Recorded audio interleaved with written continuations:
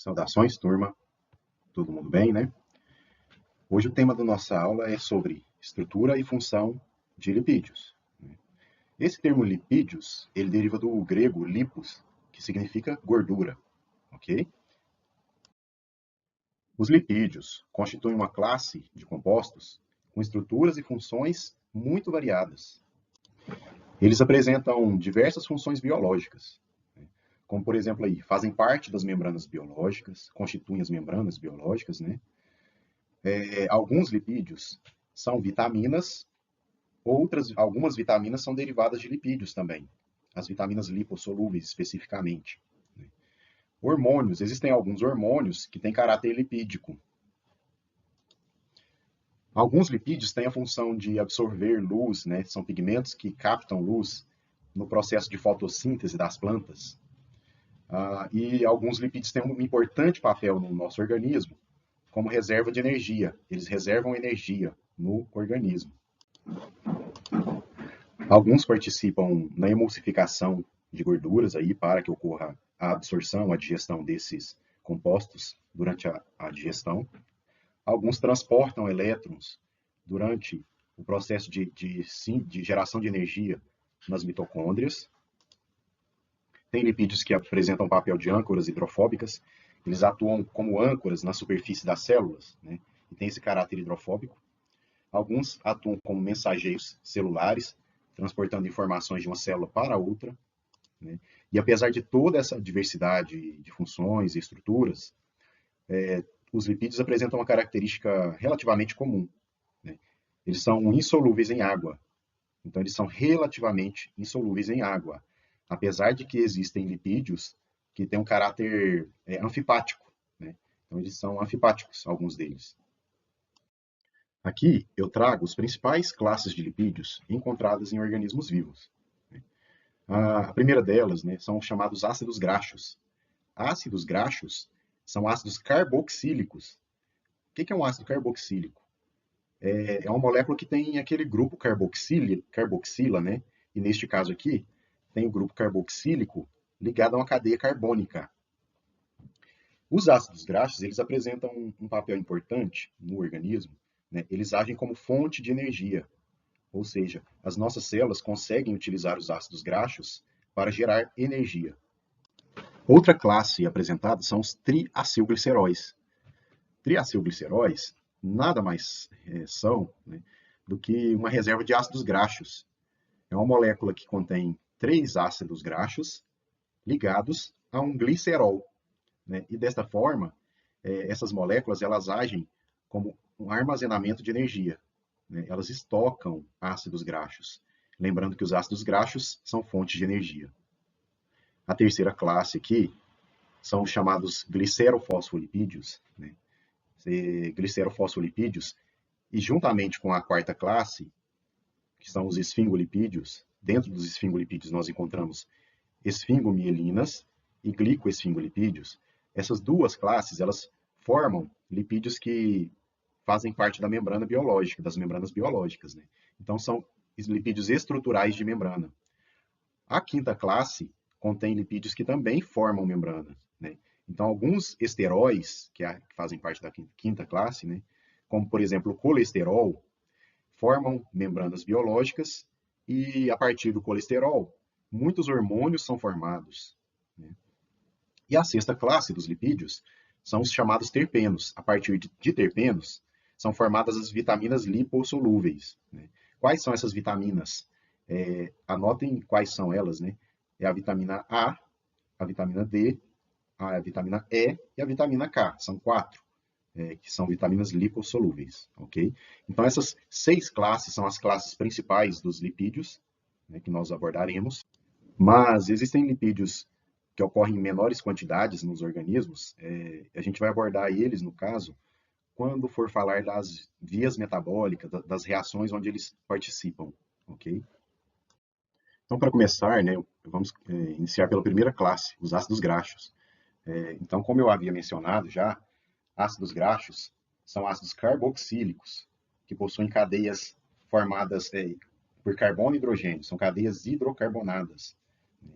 Então, é um ácido graxo, é um ácido carboxílico, ou seja, tem aquele grupinho que eu já mencionei para vocês, que é o C-OH, C-OH, ligado a uma cadeia que é formada por carbono e hidrogênio apenas. Essa cadeia hidrocarbonada, ela pode ter um tamanho que vai variar entre 2 a 36 carbonos, 2 a 36 átomos de carbono. Eles podem ser classificados de acordo com o grau de saturação da cadeia hidrocarbonada. O que significa isso? Grau de saturação. Eu vou dizer que a cadeia é saturada quando não existirem duplas ligações entre os carbonos dessa cadeia. Quando não tiver dupla ligação entre carbonos da cadeia que forma o ácido graxo, ele é considerado como ácido graxo saturado. Porém, se acontecer uma dupla ligação, por exemplo, ou mais, aí eu vou considerar esse ácido graxo como insaturado. Então, ácidos graxos insaturados são aqueles que apresentam duplas ligações entre os carbonos de sua cadeia. Existem os chamados monoinsaturados, que têm apenas uma dupla ligação na sua cadeia hidrocarbonada.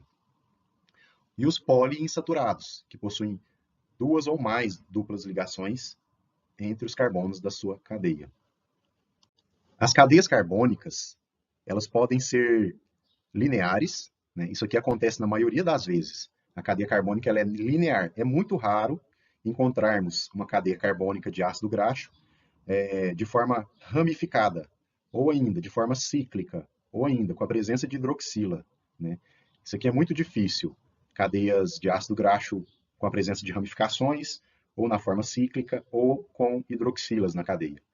A maioria dos ácidos graxos ocorrem com cadeias lineares, ok? Ainda podemos encontrar ácidos graxos com número par de átomos de carbono, fazendo parte da sua cadeia, ou número ímpar. No organismo humano, a maior parte dos ácidos graxos encontrada contém número par de átomos de carbono. Okay? E quanto ao número de carbonos, nós vamos encontrar ácidos graxos classificados como ácidos graxos de cadeia curta, ácido graxo de cadeia média e ainda ácido graxo de cadeia longa. Esses números eles são variados, aí, são polêmicos. Vocês vão encontrar, por exemplo, autores que dizem que um ácido graxo de cadeia curta ele tem de 2 a 8 átomos de carbono. Cadeia média, de 8 a 14 átomos de carbono. De 8 a 16, de 8 a 16 mais ou menos. E ácidos graxos de cadeia longa tem geralmente mais de 16, mais de 14 carbonos. Okay? Então, a gente classifica eles também de acordo com o tamanho das cadeias. Okay? Os ácidos graxos saturados e insaturados. Aqui eu trago um esqueminha mostrando, a carboxila, que a gente falou, C-O, OH. Aqui está sem o próton, C-O, OH. E aqui, em cada extremidade dessa aqui, seria um carbono. Ó. Cada vérticezinho desse teria um carbono. Então, tem esse caráter aqui, essa estrutura parecendo uma sanfona, uma estrutura sanfonada. Então, é carbono e hidrogênio isso aqui, ó, carbono e hidrogênio, até o final da cadeia. Quando eu tenho ácidos graxos saturados, ou seja, sem duplas ligações aqui entre os carbonos, isso vai formar uma cadeia reta, bonitinha aqui, ó, a cadeia reta.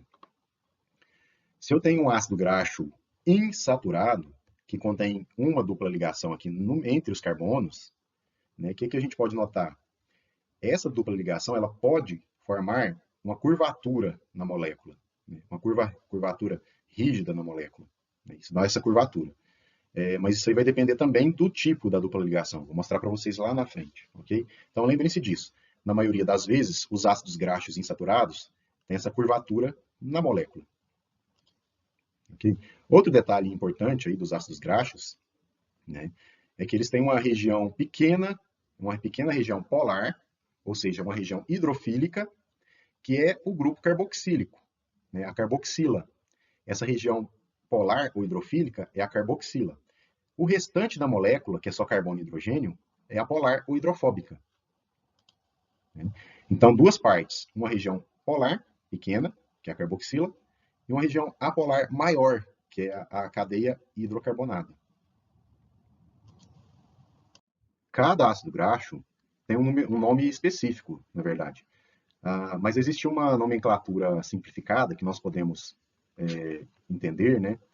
Que ela leva em consideração o número de carbonos que contém o ácido graxo e o número de duplas ligações que ele contém também, né? Então seria o seguinte: primeiro a gente vai adicionar aí o número de carbonos. Aqui eu teria um ácido graxo com 18 átomos de carbonos, 2 pontinhos separando o número de duplas ligações que contém o ácido graxo, né?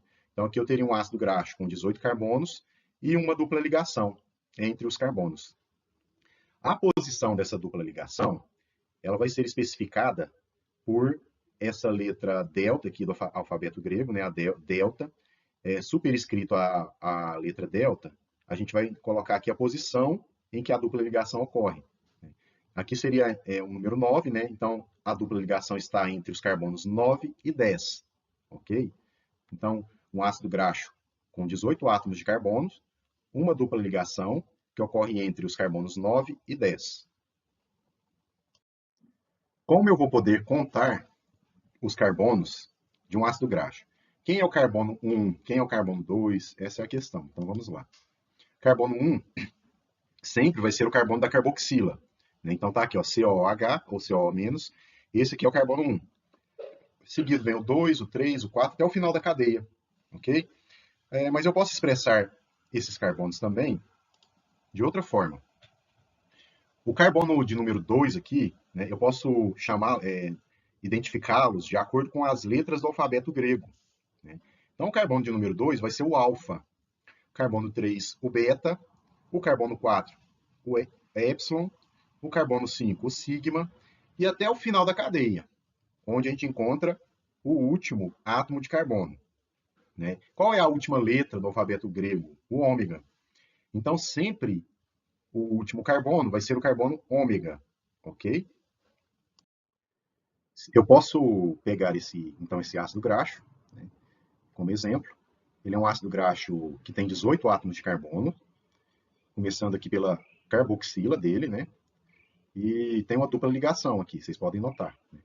Esse ácido graxo, ele tem 18 carbonos, lembrando que o último carbono da cadeia, eu vou chamá-lo de carbono ômega, ok? A partir disso, eu vou contar os carbonos no sentido inverso, né? O último carbono seria o carbono ômega 1. Os outros, a partir dele, ômega 2, ômega 3, até o primeiro carbono lá, até o carbono C1, que é o ômega 18. São 18 átomos de carbono, ok? Primeiro passo. Segundo passo, né? Qual é o carbono? Onde está a posição dessa dupla ligação entre os carbonos ômega 9 e ômega 10? Eu posso classificar esses ácidos graxos insaturados de acordo com essa posição da dupla ligação, né? Esse ácido graxo, então, ele é da classe dos ômega 9, ok? Posso ter outras duplas ligações depois do ômega 9? Posso, né? Posso ter outras duplas ligações aqui para trás, mas mesmo assim a classe é um ômega 9, ou seja, eu vou classificar de acordo com a dupla ligação mais próxima ao carbono ômega 1, ok? Se eu tivesse outra dupla ligação aqui, ó, entre os carbonos ômega 3 e ômega 4, e ainda mantivesse essa dupla ligação, então agora eu tenho duas duplas ligações, uma que ocorre entre os carbonos ômega 3 e ômega 4, e a outra entre os carbonos ômega 9 e ômega 10. Qual a classe desse ácido graxo? É ômega 3, ok? Por quê? Porque a dupla ligação mais próxima ao ômega 1, ao carbono ômega 1, é essa aqui, ó, seria essa. Então, esse ácido graxo seria um ômega 3. Perfeito? Né? Então, quando vocês já devem ter notado, né, essa nomenclatura ômega, né? Então, ácido graxo ômega 3, ômega 6, ômega 9, eles são muito importantes aí para a manutenção da saúde, ok? Então, agora você já sabe qual, em termos estruturais aí, né, o que é um ômega 3, um ômega 6, um ômega 9. São esses ácidos graxos. Aqui eu trago uma tabelinha mostrando os principais ácidos graxos saturados de ocorrência natural. Lembrando, saturado é o ácido graxo que não contém duplas ligas entre os carbonos, ok? Né? O primeiro dos ácidos graxos colocados nessa tabela é o chamado ácido láurico. Ácido láurico é um ácido graxo de cadeia média que contém 12 carbonos. Né? Então, ele tem 12 carbonos e não tem insaturações.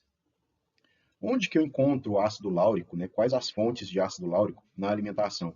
Ele é muito rico aí, ele está muito presente, na verdade, no leite materno e tem uma fonte vegetal interessante, que é o coco.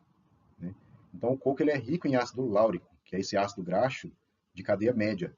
O ácido láurico compõe a maior parte da gordura encontrada no coco. Né? Tem alguns estudos que falam sobre o consumo do ácido láurico, né? Que o consumo regular de ácido láurico ele ajuda a nivelar, a regular aí os níveis de colesterol circulantes, ok? Mas são especulações também. O ácido mirístico, por sua vez, ele tem 14 átomos de carbono, ele é saturado, né? Não tem duplas ligações, ele é muito encontrado no leite e seus derivados. Né? Em seguida vem o ácido palmítico. O ácido palmítico tem 16 átomos de carbonos. Uma fonte muito rica em ácido palmítico é o óleo de palma. Né? Depois, um ácido graxo agora com 18 átomos de carbono, tem uma cadeia longa. Né? Neste caso, é um ácido graxo saturado também. Ele é muito encontrado na gordura de origem animal. Né? A gordura bovina ela é rica em ácido esteárico. Ok? Por fim, um outro ácido graxo muito comum em animais aí, na natureza, de forma geral, ele tem 20 átomos de carbono, é o ácido araquídico. O ácido araquídico ele é muito encontrado no amendoim. Esse termo araquis é do gênero do amendoim, araquis, gênero araquis, ok? Agora, sobre os ácidos graxos insaturados de ocorrência natural, os que ocorrem com maior frequência, né? Nós temos aqui o ácido palmitoleico, que contém 16 átomos de carbono. Né? Ele contém uma dupla ligação que ocorre entre os carbonos 9 e 10. O ácido palmitoleico, pela nomenclatura ômega, ele é o ômega 7. Né? Uma fonte rica em ácido palmitoleico é a macadâmia. O ácido oleico, por sua vez, contém 18 átomos de carbonos, uma dupla ligação que ocorre entre os carbonos 9 e 10. Esse ácido oleico ele está presente em azeite de oliva e na maioria dos óleos vegetais, de origem vegetal. O ácido linoleico é um ácido graxo que contém 18 átomos de carbono, duas duplas ligações. A primeira dupla ligação ocorre entre os carbonos 9 e 10. A segunda dupla ligação ocorre entre os carbonos 12 e 13. Este ácido graxo ele é considerado essencial na alimentação humana. Por quê? Porque é um ácido graxo que o nosso organismo não consegue sintetizar. Nós não produzimos ele. Então, ele deve ser obtido através da alimentação. Né? Onde eu encontro ácido linoleico em alimentos? Ele está muito presente em óleos de origem vegetal, principalmente. O ácido linolênico, existem duas versões desse ácido graxo, né? Essa versão aqui, que é o alfa-linolênico, cuja primeira dupla ligação ocorre entre os carbonos 9 e 10, e tem o outro que é o gama-linolênico, onde a primeira dupla ligação ocorre entre os carbonos 6 e 7, ok? No caso aqui, esse caso aqui, nós temos aí a segunda dupla ligação entre os carbonos 12 e 13 e a terceira entre os carbonos 15 e 16. Esse ácido graxo, que é o alfa-linolênico, ele é considerado essencial na alimentação humana. Né? E ele está muito presente em óleos de canola, soja e linhaça. E por fim aqui o ácido araquidônico. O ácido araquidônico tem 20 átomos de carbonos, 4 duplas ligações que ocorrem entre os carbonos 5 e 6, 8 e 9, 11 e 12 e 14 e 15. Esse ácido graxo ele é muito encontrado em gorduras de origem animal. Né? Ele não é um ácido graxo essencial, nosso organismo consegue sintetizá-lo. E para encerrar esse slide, só mostrando aqui, normalmente, as duplas ligações que ocorrem nos ácidos graxos, elas ocorrem da seguinte forma. Né? Então, aqui eu teria uma dupla ligação, em seguida, um carbono sem formar duplas ligações, e a outra dupla ligação em seguida, né? Então, normalmente, esse grupamento que eu chamei aqui de metileno, né, ele ocorre entre duas duplas ligações, ok? Então, ou seja, duas duplas ligações, você vai pular um carbono para formar a outra dupla ligação, em resumo, ok? Normalmente é assim que acontece.